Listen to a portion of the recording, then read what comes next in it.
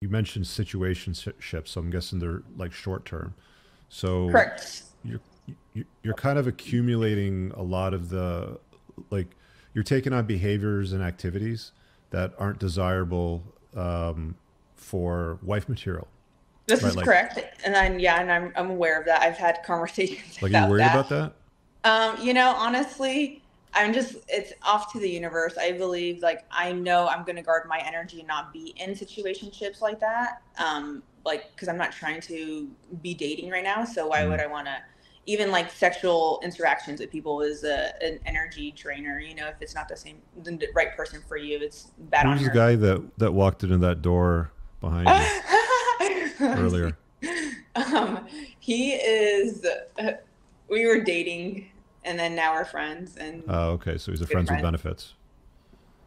Call it what it is, sure. Okay. All right. So, like, I mean, like, the reason why I'm bringing it up is because you're basically doing everything that is going to prevent you from forming a healthy, strong pair bond to a guy in a monogamous fashion over a long term basis. You're behaving promiscuous, you're traveling around a lot, you're in situationships. Hmm. You demand monogamy, but you're moving from guy to guy to guy, which Well, is not well, monogamy. here's the thing. Right You know what now, monogamy is in the animal kingdom, right? Monogamy in yes, the animal kingdom is two animals, male, female, they mate for life. If one of them correct, dies, then the other one carries on by itself. That's what true monogamy is. correct. Like penguins, they mate for life. Like But almost yeah, all no, mammals, by the way. right. And So, I'm very aware of that. However, right now I'm just not in so I mean, that how can you make the mindset. demand for that from a guy in the future who you want to have a family with and children if you're accumulating baggage along the way? Well, I guess baggage is looked upon differently. Like for me, what baggage to me is someone who has kids. So I don't want to tie myself into that. I don't have kids. Mm-hmm. And in the meantime of me, yes, traveling and that lifestyle, I'm not, I'm just, like I said, I have a goal here first, which is for me, which is just to enjoy my life and however that looks. And then once 32 comes, which is when I'm hoping that at that point I'll be debt free. And then at that time, it's like, all right, let's work on to the real part of my next chapter in life, which is the finding a true relationship that's going to stick. Okay. Because right now I'm Sabrina, you not in put your a hand up position. a few times. I want to see what you wanted to say about all that.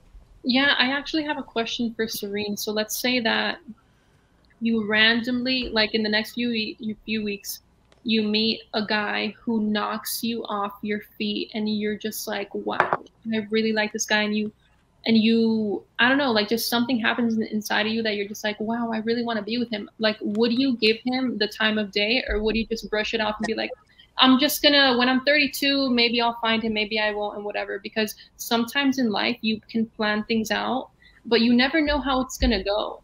Like, if So you meet a high quality man now, what if you don't meet him again, you know? I don't think I would meet one right now because, like I said, I'm not in situations to be meeting someone like that. So Mm-hmm. I'm fine with that, and I'm aware of it. Again, it doesn't scare me. This world is so big. I live in one state. I travel to 49 others, and then how many other countries are there? I'm not stressing about that. Maybe that's a bad mindset. I don't know. This is kind of funny. You guys tell me, but um, at the moment, I'm enjoying my life, and I have plans for myself and goals, and that does not include a long-term serious relationship. Sorry, go ahead. Um, I want to say something to Serene. I hope you take this from the kindest point where it comes from, but have it from a 39-year-old divorcee. Um, this is the chapter of your life. The next chapter is going to be when you hit menopause. So this is it right now. And the second thing, the more successful you are, the harder it's going to be for you to maintain attraction and respect for No, your that's man. true. That's very true, and that's just, I guess, a gamble I'm willing to take. Um, I advise you not to take that gamble. I've seen it around me. Yeah. The less successful you are, the happier you're going to be the higher chances you have of being happy with your man long term. I know. There's a very strong correlation between matrimonial happiness and promiscuity. If you share your body with a lot of guys in your 20s and then hope to settle down in a marriage and be stuck in the marriage, like it's productive, it's good, it's loving, you're there for each other, the chances of that being successful go down with every body you share dramatically. The data starts to go down south after about 2, and they stop collecting it after about a dozen, but your chance of divorce is extremely high if you spend your youth in situationships or just with random guys whenever you feel like it. There's also the notion too is if you could find a high value guy, top shelf guy, he's together, makes lots of bank. A guy that's done that doesn't really matter. Like, he's a stud, right? Because it's hard to do. It's hard for guys to have access to women. It's easy for women to have access to guys. I mean, you can walk up to, you can take your garbage to the corner and any guy would just be like, hey, let's get it on, right? And sure, piece of cake. But for guys, it's quite a bit of work. So a guy's considered more valuable if he's able to acquire women. It's not frowned upon when men do it.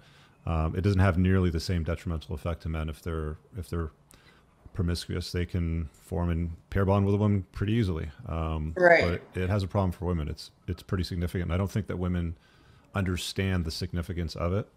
And the baggage part of it too. Like, the baggage part's huge for guys. Like, if a dude has the option of a woman that is like squared away, right? Like, she doesn't have baggage. She hasn't been with a whole bunch of guys. Because every time you're with guys, it's like, he did this, he hurt me, he shoved me, he cheated on me, he whatever, right? Like, there's this long list of stuff that starts to accumulate, and then you just sort of collect all this and you sort of bring it into the next relationship, and so on and so forth. And guys see that and they really don't like it. It's one of the things that frustrate them, from the conversations that I've had anyway. Moff, do you want to chime in? Yeah, I mean, look, even if we're, and I don't assume that Serene is like hopping from guy to guy and she's sleeping with a bunch of dudes. I'm not, even if you, like, again, if you are, you are, if you're not, you're not. But I think the thing that, what I find interesting is that, like, I don't know how much debt you have. I don't know how much money you make. I mean, debt is one of those things that most people never get out from ever. And it takes a very structured, very disciplined, long-term plan for many, many people. I mean, Rich knows more about debt than he's forgotten more about the debt business and debt than I'll ever learn. That's where he comes from. So he could probably pontificate on that a bit more. But the idea that realistic, comfortable, well, yeah, what I mean is, what I mean is that it's interesting that you seem to be very dialed in and very intentional about getting, like, the debt paid off, and then everything else will sort of come second. And that's a huge, huge thing. That's not like hey, I'm going to lose 5 pounds and then I'm going to go start looking for a guy. Like, getting out of debt, I mean, especially if you're, I'm assuming, like, mid 5 figures, maybe more. I mean, I don't know. I'm sure that travel nurses and travel folks, I know that I've known a few and they make pretty good money. Yeah. But again, that being said, that's point A, right? Like, this idea that 32 is this magic number, and then what happens if you blow past that? And it's like, well, now it becomes 35, now it becomes 40. So that's something to consider, for one.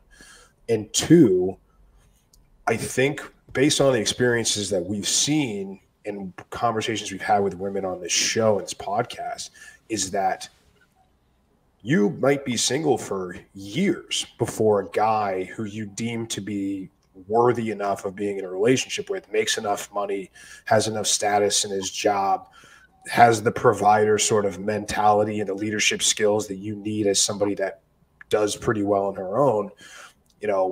That could push that timeline back even further. And you seem to really understand the importance and the necessity of staying in shape and doing the right things. And your mindset seems to be in the right place. But at some point, it catches up with us all. And for women, it catches up a little bit faster. For men, it catches up a little bit slower. So it's just one of these things where it's like, it's a huge gamble the things you're gambling on are very big. Like being paid off of debt and like by 32, again, I don't know how much, but like, I guess, it's not much. It's more so like, I just don't want to be things that I can take care of right now type of things, you know, like if I can pay off my car, which I only have like so much more. Okay, cool. Get that student loans, get that out. So there, when I enter it, it's not going to be like, oh, I have X, Y, and Z also. I want to be comfortable enough where it's like, okay, like I have a credit card, not a big deal. You need credit cards to build credit. That's normal. But if for things like student loan, and if I can pay that, being like in the field of work that I'm at, because it is good money, I will do so. And that's why I'm traveling right now, because I know it's not something that's commitment, hence why I'm not in one state. So therefore, I'm going to take the time to, while I'm here, to do that. And then when I'm ready to commit, find a job, stay somewhere, and be ready to do that. Right. And the only thing I'm saying is that I don't necessarily see a problem with doing both in tandem at the same time and starting that search and starting putting yourself out there. Because again, we talk to women every week on this show, and some of them have said, I've gone on 100 dates. I'm still single. I haven't found the guy. I mean, we talk about it all the time. You got to sift through a lot of dirt to find a diamond.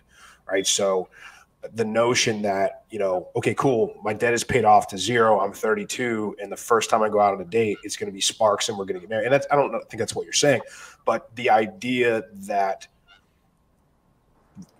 they can't be done simultaneously or in tandem, I think, is something that to consider. I think that, you know, it's one of those things that, because I mean, if you're being smart on your dating and the vetting the guy in general, I mean, you're not going to be jumping into marriage after 6 months or a year. I mean, you're going to have a couple of years of you guys being together. There's a lot of stuff you got to align on. So, I mean, you know, and I don't think you'd be expecting a guy you've been dating for 3, 6 months, a year to start dipping into his pockets and paying off your debts. But never know. So the guy I just will think be it's more one of those likely to things. do it if you get wifed up at 27 than 32. Yeah. I really hope you guys enjoyed that clip. If you want to watch the full-length podcast, you can find that over here, that clip's from. If you're newer to the channel, make sure you hit subscribe over here. And pinned down below in the top comment, you'll find a bunch of useful links to my website, my supplement line, books, and a bunch of other stuff. Have an amazing day. Peace out.